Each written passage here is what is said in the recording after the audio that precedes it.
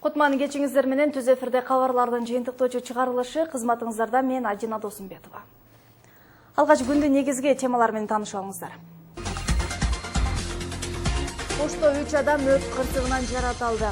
Бүгүн эртең мененки саат 5 чамасында Шотуран шаарчасында өрт чыгып үйдөн жабыркагандар 3 бейтап. 2016-жылдан баштап чет өлкөгө учкан жүргүнчүлөрдөн $15 төлөм алынышы мүмкүн. Оңдолот деп билбейм мен. Мунун үчүн көп суммалаган акча керек да. Бир 10% менен тагдыр чечилбесе керек. Турандыктар базарга жүрүүчү маршрут жоктугунан кыйналышууда. Мен кетчеттен. Машиналар, такси, ашча иштейм, маршрутка барса жакшы болот эле жалпы эл үчүн. Бүгүн эртең менен Туран аймактык кеңешиндеги Ишматов көчөсүндөгү 33-үйдөн өрт чыкты. Кырсык таңга жуук саат 4 чамасында катталып, андагы жашоочулар уктап жаткандыктан телсиз жоо жалындап кеткенин билбей калышкан. Өрт кырсыгынан 31 жаштагы аял жана анын 2 баласы күйүк жаратын алып, облустук ооруканага жеткирилген. Өрт өчүрүү кызматы телсиз жоо 1 саат ичинде өчүрүлгөнүн билдирди. Кырсык катталган үйдөнүн жалпы 67 чарчы метри күйүп кеткен. Алдын ала иликтөө боюнча өрт жылытуу мешинен келип чыкканы болжолдонууда. Аларыңыз Разибаева Адина деген аял экен, 31 жашта.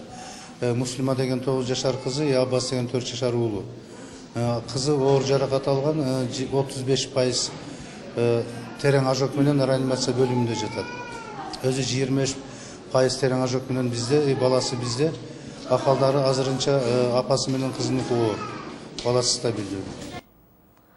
Кыргызстандагы Кумтөр кенинин иши жаңы жылдан тарта токтоп калышы мүмкүн. Бул тууралуу Кумтөр Голд компания ишканасы билдирүүдө. Маалыматка ылайык, үстүбүздөгү жылдын 31 декабрында өкмөт тарабынан кенди иштетүүгө берилген убактылуу уруксаттын мөөнөтү аяктайт. Компания Кыргызстандын суу кодексине мөңгү жайгашкан аймакта иш алып барууга мүмкүнчүлүк берген өзгөртүүлөрдү киргизүү керек деп эсептейт. Азырынча жогорку кеңеш бул маселени карай элек. Демек долбоордун тагдыры да белгисиз деп айтылат билдирүүдө.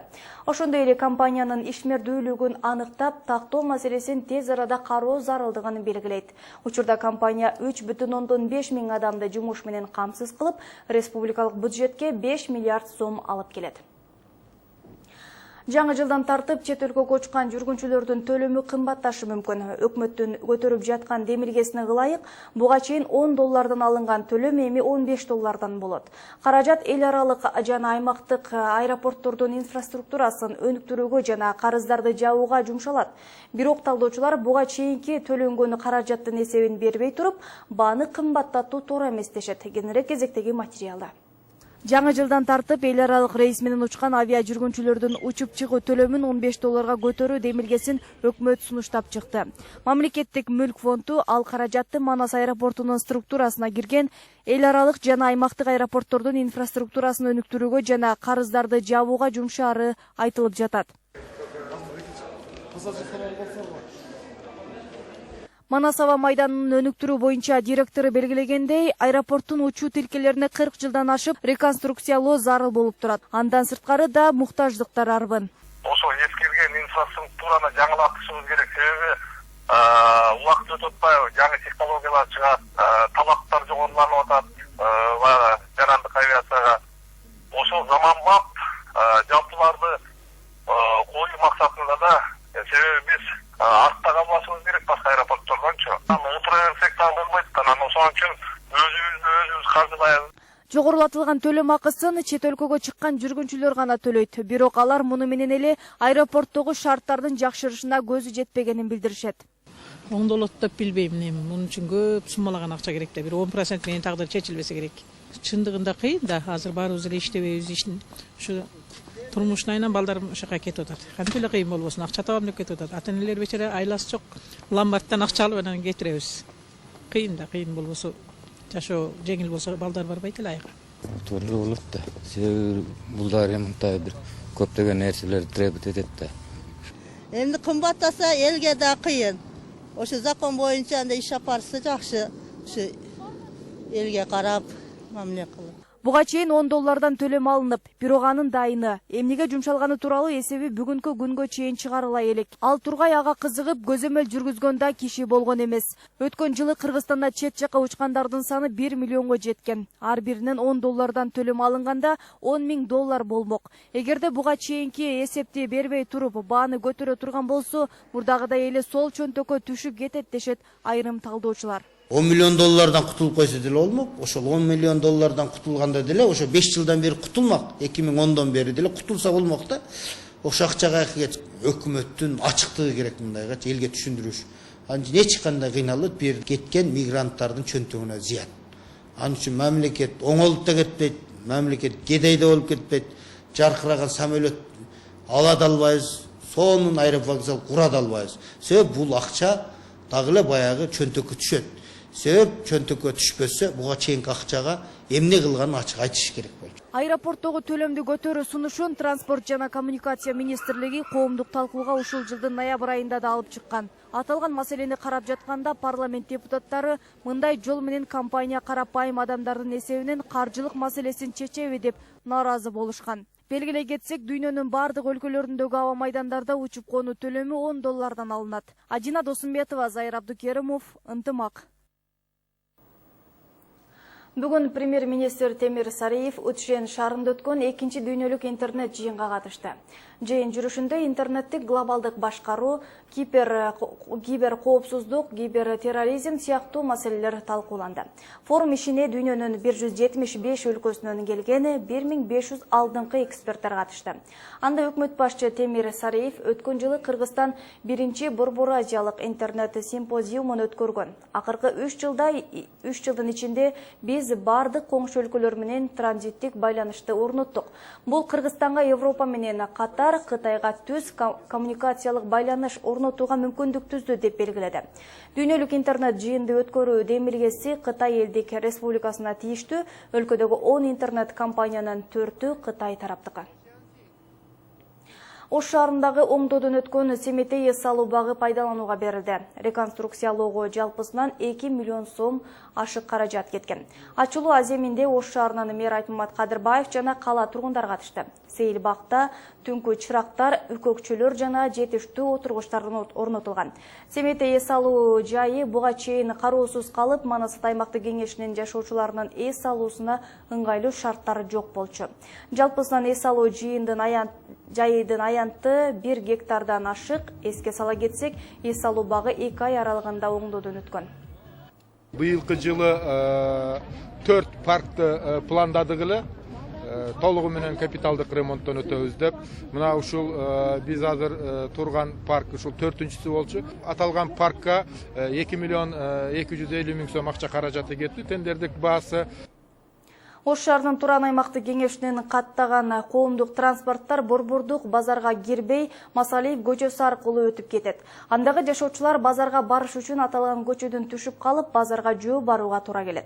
Айрыкча соода кылып чыккандан кийин кайра ошол көчөгө чыгуу кыйынчылык жаратууда. Түшүргөн жашоочулар жок дегенде бир маршрутту Райымбеков көчөсү аркылуу каттатып берсе деген ойлорун айтып чыгышты. Кененирээк Чолпон Калыбек кызынын материалында. Туран аймактык кеңешинин жүрүүчү маршруттук каттамдардын бири да Борбордук базарга кирбейт. Ага байланыштуу Турандын жашоочулары Масалиев менен Райымбеков көчөсүнүн кесилишинен түшүп калып, жөө жүрүшөт. Дээрлик жарым чакырым жерге жүк менен басуу кыйынчылык жаратып жаткандыгын айтышат. Түшөт анан болбосо өзүнүн частный эмеси менен кесишет анан. Машиналар, такси ашыкча иштей, маршрутка барса жакшы болот эле жалпы эл үчүн. Эмеден базардын ичинен да бардыгы. Ушул жерден тур базарга барып калса жакшы болот эле. Мына 35 эле мостун үстү менен кетип калат экен. Аввалары 135 кирет эле. Мурун 135 маршрутка базарга кирет эле. Азыр эч бири кирбейт. Мындан элдер да кыйналып жатышат. Себеби жашоонун баары базарга байланыштуу. Ал жактан керектүү нерселер сатып алабыз.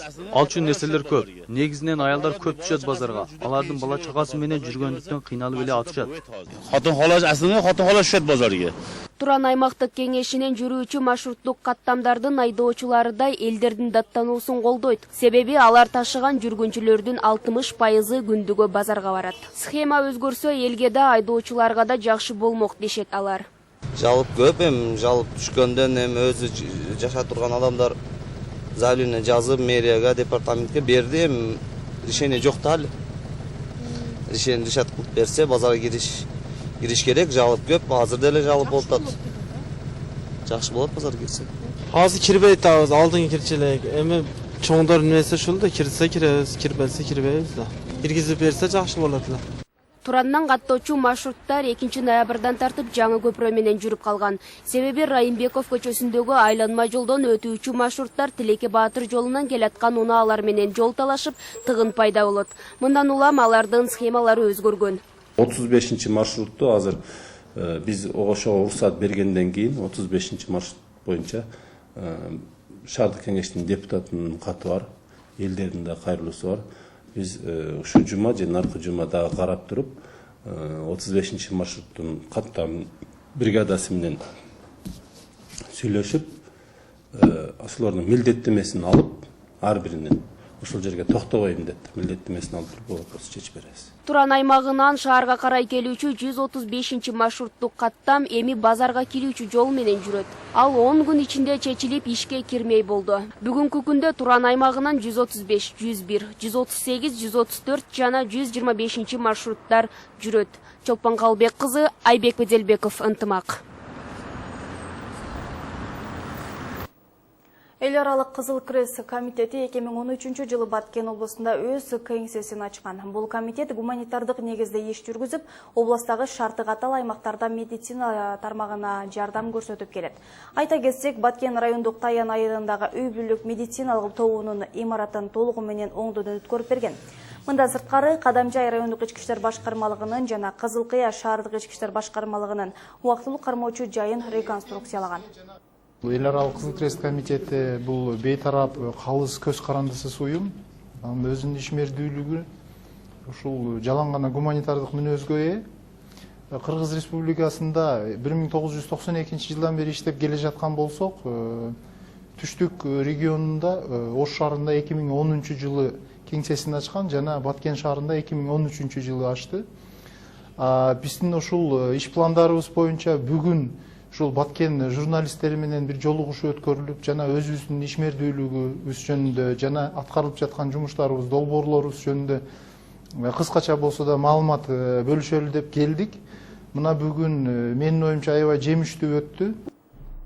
Жалалабадта Бишкекке бара жаткан унадан 2 килограмма жакын героин кармалды. Ош-Бишкек жолунун 568 чакырымында ыкчам текшерүүнүн жүрүшүндө автоунаны тинтүү учурунда жүргүнчү алып бара жаткан ашкабактын ичинен баңгизат табылган. Кылмышка шектүү буга чейин 6 жолу соттолгон. Учурда бул иш боюнча кылмыш иши козголуп, тергөө амалдары жүрүп жатат. Кененирээк Кылымжан Азамат кызы айтып берет. Сузак районунун аймагында Mercedes-Benz үлгүсүндөгү автоунаасын райондук ички иштер бөлүмүнүн тергөө ыкчам тобу токтотуп текшерген учурда жүргүнчү катары бара жаткан жарандын ак түстөгү кабынан 2 даана ашкабактын ичине жашырылып салынган 1 килограмм 805 грамм болгон героин табылган. Тергөө амалдарынын жүрүшүндө аны Бишкек шаарына алып кетип жатканы аныкталды. Кому передал? Бул каптымага Ош тараптан Бишкекке алып бар деп беришти. Кимге алып барышымды айткан жок. Автоунаанын айдоочусу Базар Коргон районунун Кызыл Октябрь айылынын тургуну. Ал жүргүнчүнүн сумкасында баңгизат бар экенин билбегендигин айтат. Албай эле койгон отур. Клиенттерим кошуп албайт отур. Буну мен албайм деп атсам, станкаларда бечара экен алып кетти.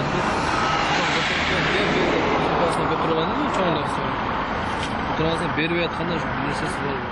Аталган факт боюнча топтолгон материал Сузак райондук ички иштер бөлүмүнө катталып 246-берени боюнча кылмыш иши козголуп, тергөө амалдары жүргүзүлүүдө. Азыркы учурда аталган шектүүнүн шериктерин аныктоо максатында ыкчам иликтөө иш-чаралары улантылууда.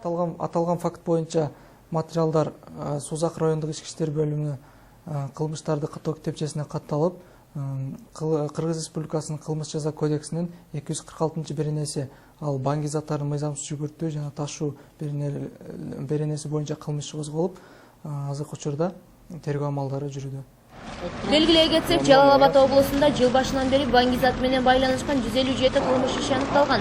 Анда жалпысынан 1 тонна 173 килограмм ар кандай түрдөгү маңызат мыйзамсыз жүгүртүүдөн алынган. Кылымжан Азамат кызы Темирбек Жакупов, Ынтымак, Жалал Абад облусу. 2 пакета. Шашылыш эскертүү. 19-20 декабрда көпчүлүк аймактарда кар жаап, Чүй, Жалал Абад, Ош, Баткен жана Ыстык Көл облустарынын айрым жерлеринде кар катуу жайт. Бул тууралуу Кыргыз Гидромет билдирет. Жолдор тоңголук, тайгак болушу жана тоолуу райондорду кар күрткөсү күтүлөт. 19 декабрда кээ бир райондорду батыштан соккон шамалдын ылдамдыгы секундасына 17-22 метрге чейин жетет. Мындай аба ырайы автожолдордун абалын начарлатат, автоунаа, энергетика, коммуналдык кызматтардын ишин жана жайыттарда мал кармоону кыйындатат. Баткен шаарында балдар бакчасына кезекке тургандар 3,5 миңден ашты. Шаарда бүгүнкү күндө 2 гана бала бакчасы жеткинчектерди кабыл алууда. 140 орунга ылайыкташкан мектепке чейинки билим берүү мекемеси 500 баланы тарбиялоого аргасыз болуп келишет. Сайыз убагындагы бала бакчаларынын имараттары менчиктештирилип, же болбосо мекеме ишканалардын кеңсесине айланып кеткен. Мындан улам Баткен шаарында 2 кабаттуу балдар бакчасынын курулушу башталды. Кененирээк аймактык кабарчыбыз Нургазы Жайнаковдун материалы. Буга чейин Баткен шаарынын Кызыл жол кварталынын тургундары биздин телеканал аркылуу бала бакча куруу талабын айтып чыгышкан эле. Анткени бул айылда мектепке чейинки жаштагы жеткинчектердин саны 1000ден ашчу. Алардын бакчага тартылбай жатканынан ата-энелер түйшөлүп келишкенин билдиришкен. Ата-энелер мында өтө көп кыйналууда. Эрте менен күн тынбастан мага күн 10-15 ата-энелер келип мага менен требуйт этип атканын, дет саатага бер деген маселени коёттор, көйгөйлүү маселени. Бирок мен аны жергиликтүү бийликтерге баарына билдирүүлөрдү билдирип атам. Ушулардын өтө көйгөйлүү маселелери болуп атат да. Бизде көбүнүн ата-энеси Москвага кеткен, башка жакта жумушта иштейт, мугалим болуп иштейт, медсестра болуп иштейт. Булардын дет сааты карыган ата-энелер болуп атат да.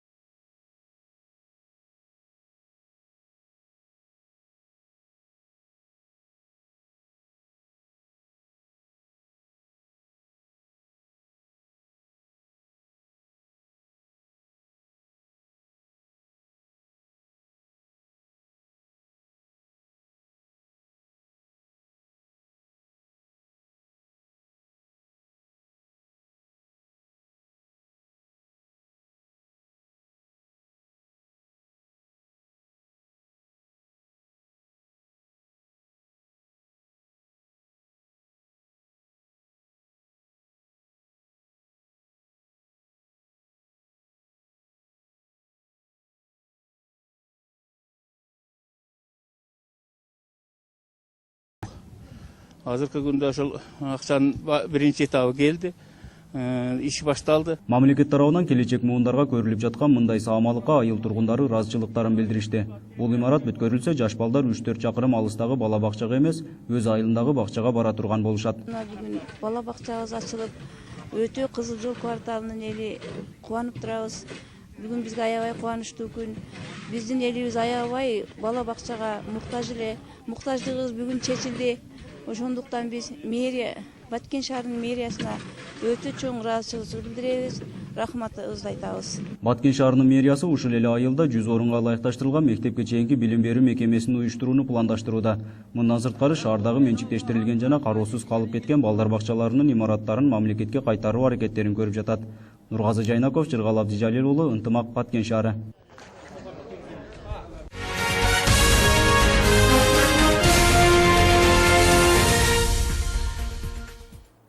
Эми дүйнөдө болуп жаткан акыркы окуяларды таныштырабыз. Боливиянын Альтиплано шаарындагы Попо көлү бүтүндөй кургап, жергиликтүү тургундарга бир топ көйгөйлөрдү жаратты. Тургундардын жашоосу көл менен байланышкандыктан күнүмдүк тиричилик токтоп, көпчүлүк турак жайларын таштап көчө баштады. Адистер көлдөгү суунун кургап калуусуна климаттын өзгөрүүсү таасир тийгизип жатат дешет. Боливиянын Альтиплано шаарындагы Попо көлүнүн кургап калуусу жергиликтүү тургундар үчүн чыныгы табият кырсыгына айланды. Өткөн жылы Попо көлү акырындык менен кургап азая баштаган. Жергиликтүү тургундардын жашоосу Попо көлү менен байланышкан. Бирок азыр анда эч нерсе жок. Элдер жан багуу үчүн шаарды карай көчө баштады. 40 күн мурда эле бул жерде суу болчу. Эми болсо кургап калды. Кара чекиттер гана байкалат. Бир нече күндүн ичинде көл бүтүндөй жоголуп кетти. Мындай көрүнүш бирок буга чейин да болгон. Мунун себебин адистер климаттын өзгөрүүсүнө байланыштырышат. Мында суу да жок, балыктар да жок. Бул жергиликтүү тургундар үчүн өтө чоң көйгөй. Жашоо үчүн аргасыздан көчүп кетишүүдө. 90-жылдары көлдөгү суунун көлөмү 4000 чакырымга чейин жайылган болчу. Андан соң акырындык менен тайызлай баштаган. 95-96 жылдары таптакыр кургап калган. Бирок бат эле кайра калыбына келди. Бүгүнкү күндө да жаан чачын менен болсо да көл калыбына келет деген үмүттөбүз. Бирок эч эле жамгыр жаабай жатат. Попо көлүнө 60 жылдан бери байкоо жүргүзүлүп келет. Анын 90-жылдан бери жоголуп кайра пайда болуусуна климаттын түздөн түз таасири тийип жаткандыгы боюнча айрым далилдер да аныкталган. Боливиянын бийлиги өткөн жылы ал жерди кырсык аймагы деп белгилеген. Адистер табият кырсыгы менен күрөшүү чаралары жакшы көрүлбөй жатканын айтышат. Испанияда салтка айланган рождестволук мелдеш башталды. Анда 10 миңдеген Санта Клаустар жана 500гө жакын эльфтер катышууда. Мадрид шаарында майрам алдындагы жарыш 4-чү ирет өткөрүлүп жатат. Уюштуруучулардын айтуусунда мелдешке келген катышуучулардын ар бири 13 евродон акча төлөшөт. Андан чогулган каражат оорулууларга жардам көрсөтүүчү фондко которулат. 10 миңдеген Санта Клаустар жана 500гө жакын эльфтер стартка тизилишти. Алар жыл сайын салтка айланган Испаниянын көчөлөрүн айланып чуркоочу рождестволук жарышка чыгышат. Мында негизгиси марага биринчи баруу эмес, иш-чарага катышуу. Көчөлөргө жана чогулган элге рождестволук маанай тартуулаган самалык 4-чү ирет белгиленип жатат. 5,5 чакырым аралыкта чуркап өтүү үчүн ар бир Санта Клаус менен эльф 13 евродон акча төлөштү. Андан чогулган каражаттар оорулууларга жардам көрсөтүүчү фондторго которулат. Марага жетерде ылдамдыктар күчөйт, бирок мындагы кубанычтуу көз караштар алдыда күтүлүп жаткан көйгөйлөрдү баса албайт. 20-декабрда өлкөдө шайлоо өткөрүлөт. Катышуучулардын көпчүлүгү майрамды эмес, алдыдагы шайлоолордон кийинки өзгөрүүлөрдү ойлонушат. Чындыгында азыр бир нерсе деп айтуу кыйын, бирок биз үчүн көптөгөн каалгалар ачылып алдында турат.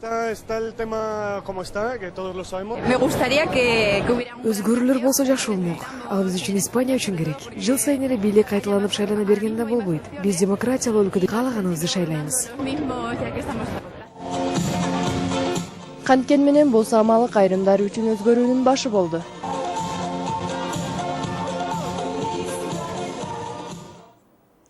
Эми кезек спорт жаңылыктарында Дубайда өткөн тесттик текшерүүдөн Кыргызстандын 6 футбол калысы ийгиликтүү өтүштү. Эми алар 2016 жылы эл аралык беттештерди калысты кыла алышат. Алдыда ушул жана башка жаңылыктар менен кесиптешим тааныштырат. Анда сөздү Жолдубай Айткуловго узатам.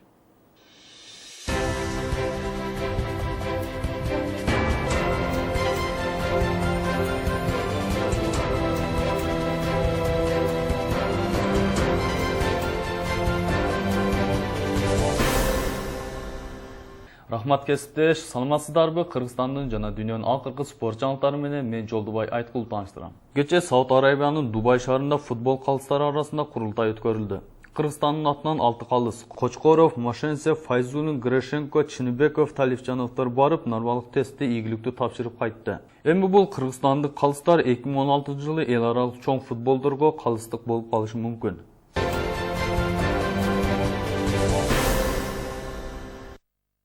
Кечээ Борбор Бишкекте салтка айланып калган кыргыз күрөш боюнча чемпионат өткөрүлдү. Жылына бир жолу өткөрүлчү мелдеш Кожомул спорт сарайында болуп өттү. 7 салмак категорияда Кыргызстандын 7 областынан жана Бишкектен 230дан ашык балбандар катышып, анда 55 кг салмакта Эсенкул уулу Амангелди, 60 кг Урматбек уулу Руслан, 66 кг Эрбол Абдубеков, 74 Шамшидин уулу Кененбек, 84 кг Сагынбек уулу Эрлан, 96 кг Чыңгыз Чалабаев, 100 кг ашкан салмакта Кадыр Кесимбековдор биринчи орунду алышты.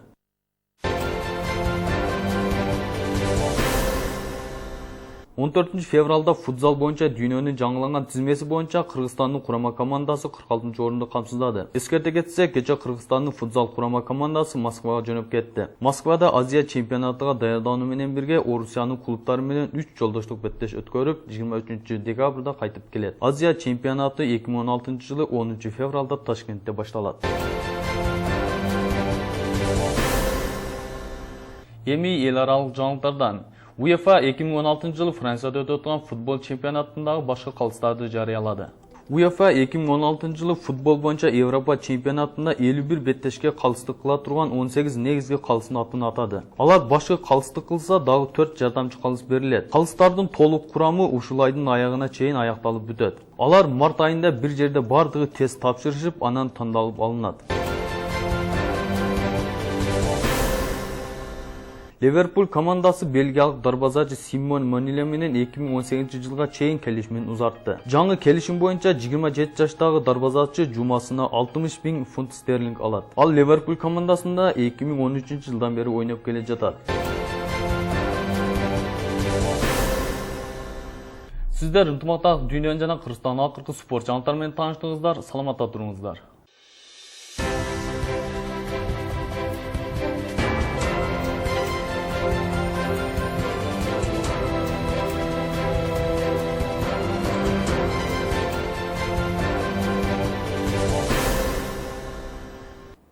Мына ушундай жаңылыктар күндүн негизгиделген окуялары болду. Программабызды биздин сайттан да көрсөңүз болот. Ал үчүн ынтымак ЧКТ сайтына баштаңыз. Ынтымактын сайты улам жаңы маалыматтар менен толукталып, ошондой эле кызыктуу берүүлөрдү өзүнө камтыйт.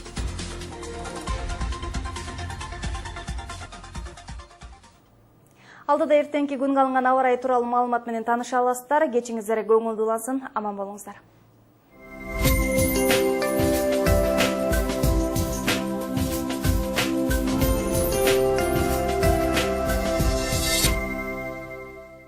Газовые и твердотопливные отопительные системы, водонагреватели, радиаторы отопления, конвекторные обогреватели, полотенцесушители, ведущих мировых производителей Франции и России, Атлантик или Макс, для дома или офиса, оптом и в розницу. Верные скидки с гарантией до 7 лет. В фирменном магазине Атлантик. Торговый центр Оштатан, 1-й этаж. Атлантик. Абсолютное качество. Саламатсыздар бардактуу телекөрүүчүлөр, кутмандуу кечиңиздер менен. 17 ноябрга алынган аба ырайы менен таанышып алыңыздар. Аба ырайы маалыматынын демөөрчүсү Атлантик Лимакс фермалык дүкөнү. Атлантик чыныгы сапаттагы жабдыктар. Кыргыз гидрометинин берген маалыматы боюнча эртең 17 декабрда жаан чечим күтүлбөйт, жолдор тоңголок, тайгак болушу мүмкүн. Батыштан соккон шамалдын ылдамдыгы секундасына 4-9 метрге чейин жетет. Абанын температурасы Чүй областында кечкесин 5 градус суук, күндүз 2-7 градус жылуу. Талас областында кечкесин 5 градустан 10 градуска чейин суук, ал эми күндүзү 2-7 градус болот. Ысык Көл областында кечкесин 2 градус 7 градус суук, ал эми күндүзү 1-6 градус жылуу болот. Нарын областында кечкесин 19 градустан 24 градуска чейин суук, күндүзү 7-12 градус суук болот. Баткен областында кечкесин 5 градус суук, күндүзү 3-8 градус. Жалал Абад областында кечкесин 5 градус суук, күндүзү 3-8 градус. Ош областында кечкесин 5 градус суук, күндүзү 3-8 градус жылуу болушу күтүлүүдө. Бишкек шаары боюнча 17 декабрда жаан чечим күтүлбөйт, жолдор тоңголок, тайгак болушу мүмкүн. Батыштан соккон шамалдын ылдамдыгы секундасына 4-9 метрге чейин жетет. Абанын температурасы түнкүсүн 1-3 градус суук, күндүз 5-7 градус жылуу болот. Ош шаарында эртең жаан чечим күтүлбөйт, жолдор тоңголок, тайгак болушу мүмкүн. Батыштан соккон шамалдын ылдамдыгы секундасына 4-9 метрге чейин жетет.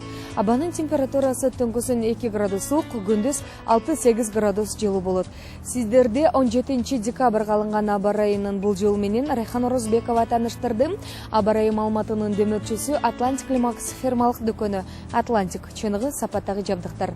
Көңүлдүү кеч калайбыз. Газовые и твердотопливные отопительные системы, водонагреватели, радиаторы отопления, конвекторные обогреватели, полотенцесушители, ведущих мировых производителей Франции и России, Атлантик или Макс, для дома или офиса, оптом и в розницу. Верные скидки с гарантией до 7 лет. В фирменном магазине Атлантик. Торговый центр Оштатан, 1-й этаж. Атлантик. Абсолютное качество.